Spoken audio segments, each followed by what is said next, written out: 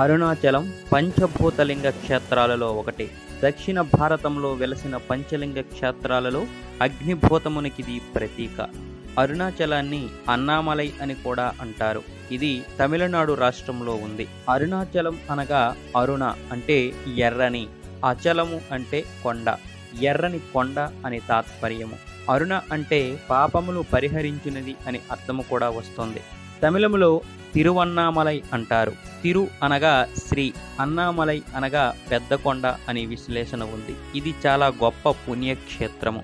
ఈ పుణ్యక్షేత్రాన్ని మనం నోటి ద్వారా అనుకున్నంతనే మనకి ముక్తి వస్తుంది.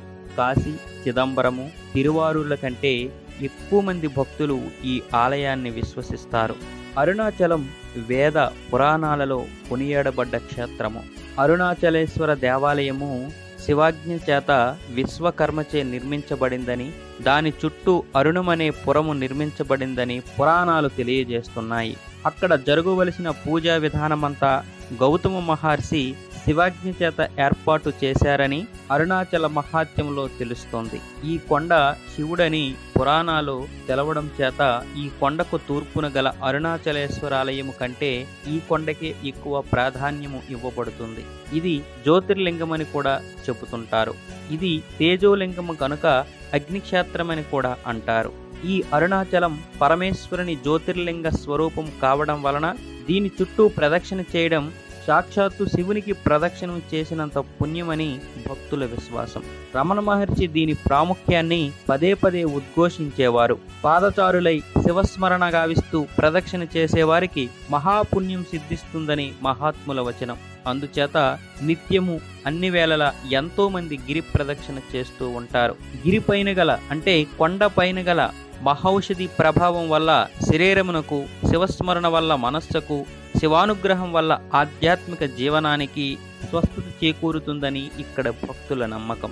గిరి ప్రదక్షిణం చాలా వరకు తారు రోడ్డుపైనే జరుగుతుంది. ఈ మధ్య కాలంలో గిరి ప్రదక్షిణం చేయడానికి వీలుగా రోడ్డు పక్కన కాలిబాట కూడా వేశారు. ఎక్కువ మంది ఉదయం సూర్యతాపాన్ని తట్టుకోవడం కష్టం గనుక రాత్రిపూట లేదా తెల్లవారుజామున చేస్తారు. రమణాశ్రమానికి 2 కిలోమీటర్ల దూరం వెళ్ళిన తరువాత కుడివైపునకు తిరిగి రోడ్డుకి మధ్యలో వినాయకుడి గుడి వస్తుంది. అక్కడ నుండి కొండను చూస్తే నందిలాగా కనిపిస్తుంది. గిరి ప్రదక్షిణ చేసేటప్పుడు మనం కొన్ని జాగ్రత్తలు తీసుకోవాలి. గిరి ప్రదక్షిణ చెప్పులు లేకుండా చేయాలి. బరువు ఎక్కువగా ఉన్న వాటిని కూడా తీసుకు వెళ్ళకూడదు.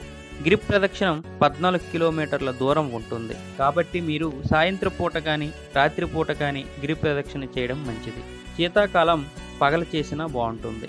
ఉదయం పూట గిరి ప్రదక్షిణం చేయడం చాలా కష్టం. గిరి ప్రదక్షిణం పౌర్ణమి రోజు ఎక్కువ మంది చేస్తారు. మీరు చిల్లర తీసుకువెళ్ళడం మర్చిపోకూడదు. గిరి ప్రదక్షిణంలో నేర్ అంటే శివాలయం అని ఉంటుంది. దానికర్థం శిఖరానికి ఎదురుగా ఉన్న శివాలయం అని. నిత్యానంద స్వామి ఆశ్రమం పక్కనే భక్త కన్నప్ప ఆలయం కూడా ఉంటుంది. దాన్ని కూడా ఒకసారి సందర్శించండి. గిరి ప్రదక్షిణ ప్రతిరోజు చేస్తారు. అరుణాచలేశ్వరాలయంకు 2 కిలోమీటర్ల దూరంలో రమణాశ్రమం ఉంటుంది. అరుణాచలం వెళ్ళిన వాళ్ళు రమణాశ్రమాన్ని తప్పకుండా సందర్శిస్తుంటారు. అక్కడ స్థానికుల కంటే విదేశీయులే ఎక్కువగా కనిపిస్తారు. సాయంత్రం సమయంలో రమణాశ్రమంలో చేసే ప్రార్థన చాలా బాగుంటుంది. రమణాశ్రమంలో రమణుల సమాధిని మనం చూడవచ్చు. ఇక్కడ కోతులు, నెమళ్ళు ఎక్కువగా తిరుగుతుంటాయి. అలాగే ఇక్కడ ఆవు, కాకి, శునకం యొక్క సమాధులు కూడా వరుసగా ఉంటాయి. ఇక్కడ చెప్పుకోదగ్గది గ్రంథాలయం. మీరు కనుక ఈ ఆశ్రమంలో ఉండాలంటే ముందుగానే బుక్ చేసుకోవలసి ఉంటుంది. ఆన్లైన్లో ఆ వివరాలన్నీ ఉంటాయి. రమణాశ్రమం కంటే ముందే మనకు శేషాద్రి స్వామి ఆశ్రమం కనిపిస్తుంది. శేషాద్రి స్వామి సమాధి కూడా అక్కడే ఉంటుంది. ఇక్కడ కూడా ఉండడానికి రూములు ఉంటాయి. ఇక్కడ కూడా ముందుగానే మనం బుక్ చేసుకోవలసి ఉంటుంది. చెన్నై నుండి 185 కిలోమీటర్ల దూరంలో అరుణాచలేశ్వరాలయం ఉంది. చెన్నై నుండి బస్సు, ట్రైన్ సౌకర్యం కూడా ఉంటుంది. చెన్నైలోని కోయంబూడు అంటే సిఎంబిటి బస్టాండ్ నుంచి అరుణాచలం చేరడానికి 4-5 గంటల సమయం అయితే పడుతుంది. ఫ్రెండ్స్, ఈ వీడియో కనుక మీకు నచ్చినట్లయితే లైక్ చేయండి, షేర్ చేయండి, కామెంట్ చేయండి. సబ్స్క్రైబ్ చేసుకోవడం మాత్రం మర్చిపోకండి. Thank you. జై జవాన్, జై కిసాన్, జై భారత్, జై హింద్.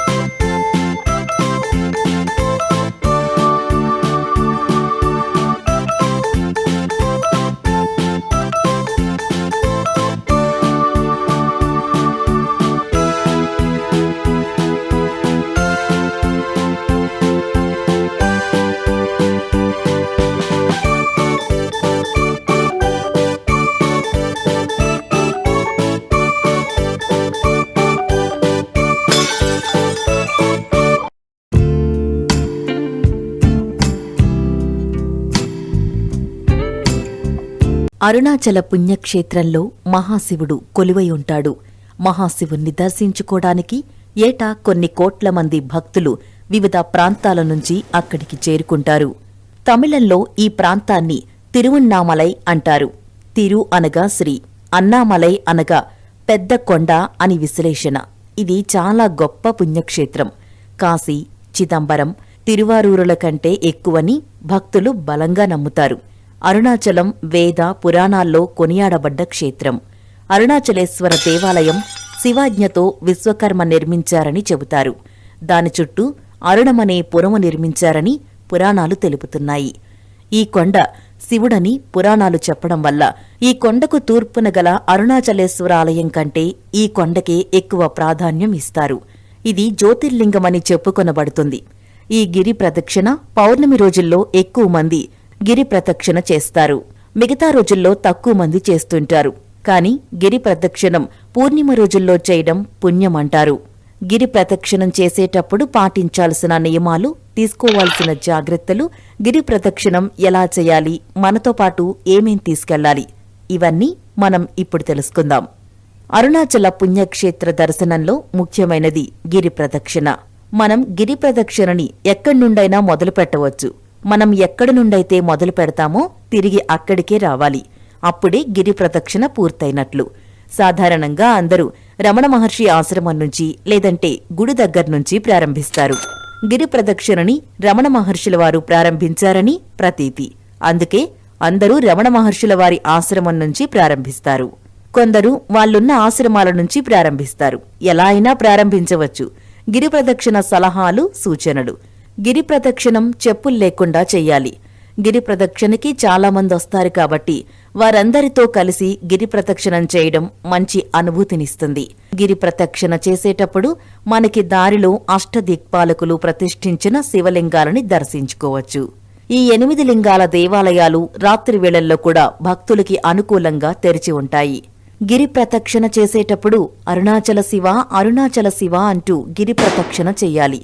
గిరి ప్రదక్షిణ మొత్తం 14 కిలోమీటర్లు. తార్ రోడ్డు ఉంటుంది.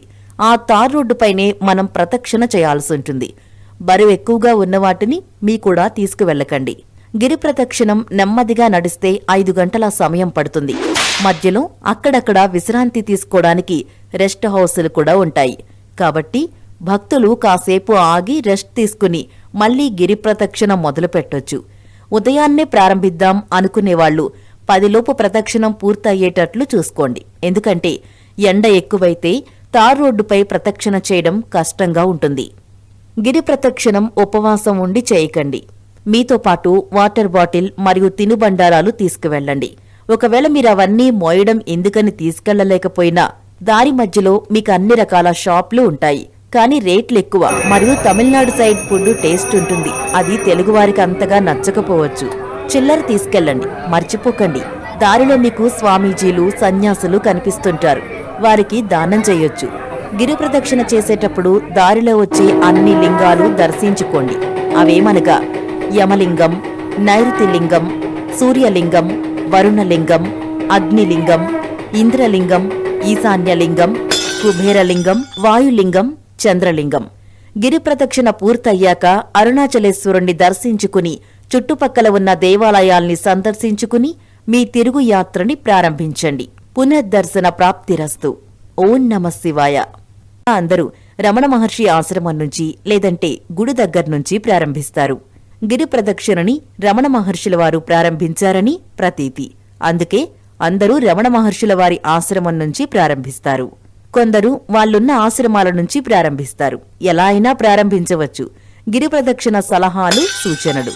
గిరి ప్రదక్షిణం చెప్పుల్లేకుండా చెయ్యాలి. గిరి ప్రదక్షిణకి చాలామంది వస్తారు కాబట్టి వారందరితో కలిసి గిరి ప్రదక్షిణం చేయడం మంచి అనుభూతినిస్తుంది. గిరి ప్రదక్షిణ చేసేటప్పుడు మనకి దారిలో అష్టదిక్పాలకులు ప్రతిష్ఠించిన శివలింగాలని దర్శించుకోవచ్చు.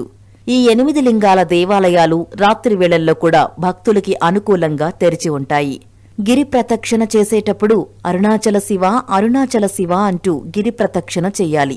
గిరి ప్రదక్షిణ మొత్తం 14 కిలోమీటర్లు. తార్ రోడ్డు ఉంటుంది.